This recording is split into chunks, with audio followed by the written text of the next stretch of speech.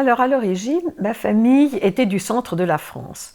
J'ai grandi dans une ville qui s'appelle Clermont-Ferrand, je suis née dans une ville j'ai travaillé, j'ai grandi dans une ville qui s'appelle Saint-Étienne. Mais au moment de la guerre, nous n'habitions plus dans cette région. Au début de la guerre, vers les années 38, mon père est tombé malade. Il était tuberculeux, il était très malade, et ma mère n'a pas voulu l'envoyer dans des hôpitaux. Alors nous avons tous déménagé, il a quitté son travail et nous sommes allés dans une ville dans les Alpes, une petite ville très jolie, très historique puisqu'elle a des fortifications de Vauban du XVIIe siècle, une ville qui servait de défense contre les pays avoisinants et particulièrement l'Italie. C'est une ville dans les Hautes-Alpes, donc c'était pour la santé de mon père qui était tuberculeux que nous y étions.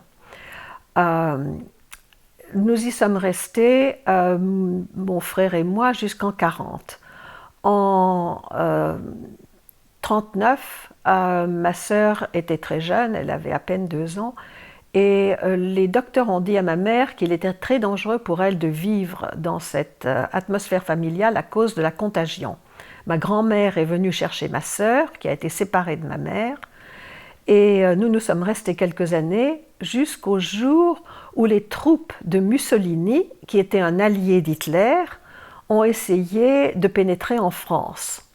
Alors quand on a entendu que les troupes de Mussolini arrivaient, ça a été la panique à Briançon. Tous les gens ont voulu fuir, les autobus ont été pris d'assaut, les trains aussi, et ma mère a décidé qu'il fallait absolument nous évacuer. On appelait ça les évacuations. Il fallait nous évacuer, mais c'était très difficile. Et elle ne savait pas très bien comment faire.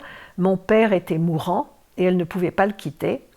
Alors elle a contacté ma grand-mère et elle lui a dit « Je vais mettre les enfants dans le train et je vais te les envoyer ».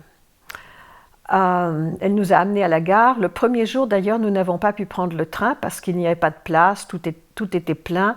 Et ma mère a eu peur quand même de nous mettre dans un train sans savoir où on allait partir.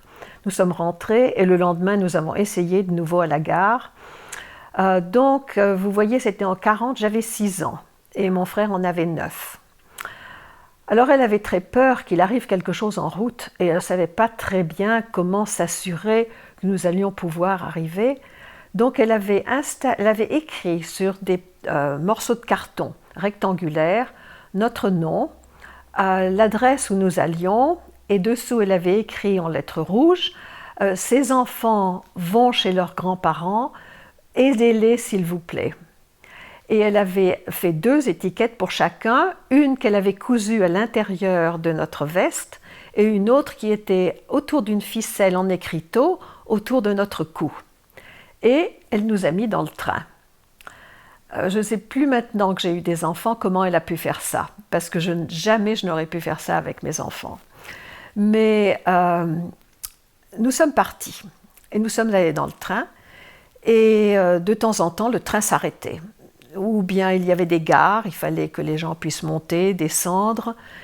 Le train était très plein dans le compartiment et j'étais assise entre mon frère et d'autres grandes personnes. Mais chaque fois que le train s'arrêtait, mon frère descendait et alors pour moi c'était la panique. Je sentais mon cœur qui palpitait et je me disais il va manquer le train, qu'est-ce qu'il fait, pourquoi est-il parti?